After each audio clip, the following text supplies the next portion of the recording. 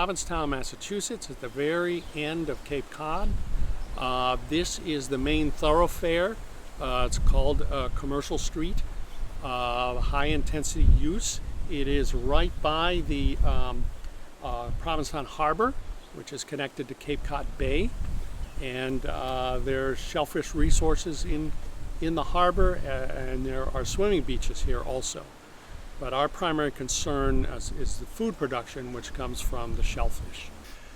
So looking at the big picture here with how this project developed, we worked with our local partnerships. There's a very strong networking ensemble here on the Cape of all the 15 towns. Well, this is one of the resource areas that we're looking at for the Cape Cod Water Resources Restoration Project.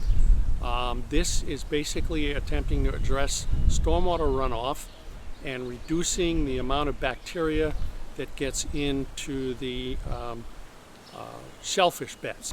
So Commercial Street, Provincetown is where we're at right now, and Commercial Street, like so many of the other roads on Cape Cod, was built with traditional asphalt, which is a impermeable surface. That means the stormwater cannot run through it. Part of the problem with that is that when rainwater hits the ground and runs down the road, it runs by animal waste, trash, debris, and a lot of things that carry contaminants. It goes into a catch basin or a drain, and for Commercial Street, it goes into one of 25 outfall pipes, which gets discharged right out into Provincetown Harbor. So you're basically taking all those contaminants and putting them right out in the water. The issue was essentially high bacteria counts after heavy rains, and the state agency that oversees this was rating this area as having to be often closed in those situations. And so the idea is to reduce those number of closed days by dealing with the bacteria.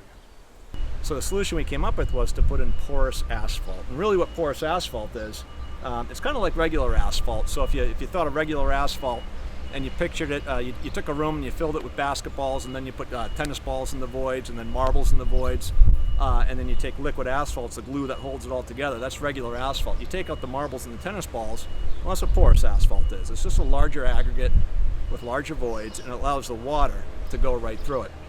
You need a good subbase. Obviously, if that water is going to go through the asphalt, it's got to go into something.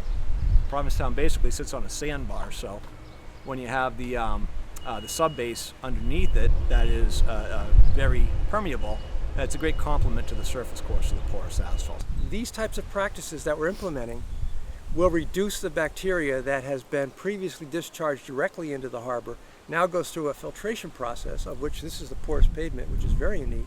This, in fact, is the first either main street or commercial street that I've heard of in Massachusetts using porous asphalt. So kudos to the town of Provincetown. They volunteered to be the guinea pig, but I think we do get a great final product here.